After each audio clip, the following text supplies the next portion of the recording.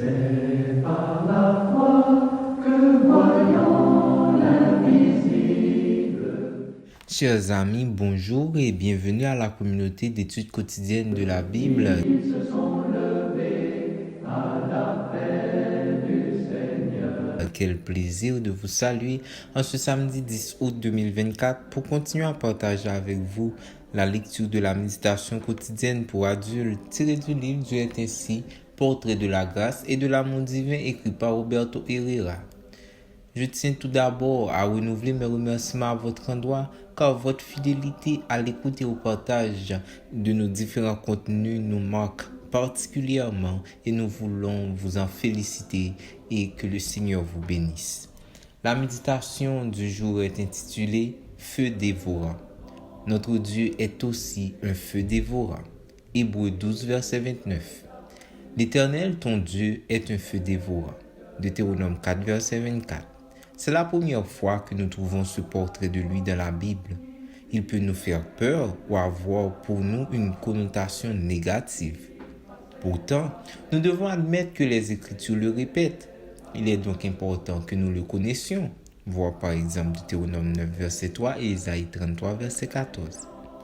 Dans la parole de Dieu, l'idée de feu dévorant est dans la plupart des cas associée au châtiment, à la destruction et au tourment.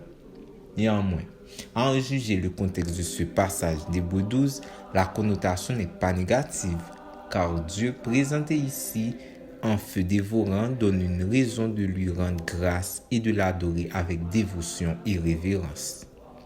Puisque nous recevons un royaume inébranlable, ayons de la reconnaissance en rendant à Dieu un culte qui lui soit agréable, avec piété et avec crainte. Hébreux 12, verset 28.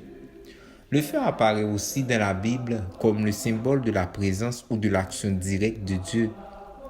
Aussi, le feu qui se manifestait par exemple sous le couvercle de l'arche de l'Alliance dans le sanctuaire israélite, le feu dans le buisson dans le désert devant Moïse, le feu descendu sur l'autel qu'avait préparé Élie sur le mont Carmel, ou le feu qu'ont vu les Israélites sur le Sinaï à l'occasion de la remise de la loi de Dieu sont des indications que ce symbole a donné aux enfants de Dieu une sécurité et une direction à travers les siècles.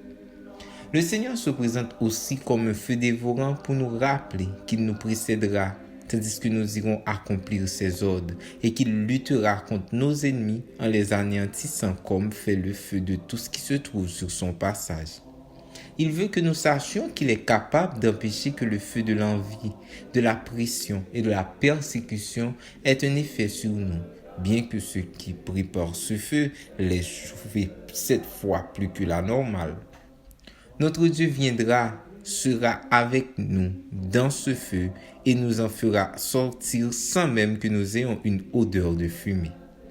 Enfin, cette idée nous aide à comprendre qu'une bonne relation avec le Seigneur se développe dans la sainteté, l'obéissance, la dévotion et l'adoration. Il était possible que ceux qui s'opposent à ce qu'il dit aillent bien. Il fera un feu dévorant pour ceux qui n'obéissent pas à sa parole.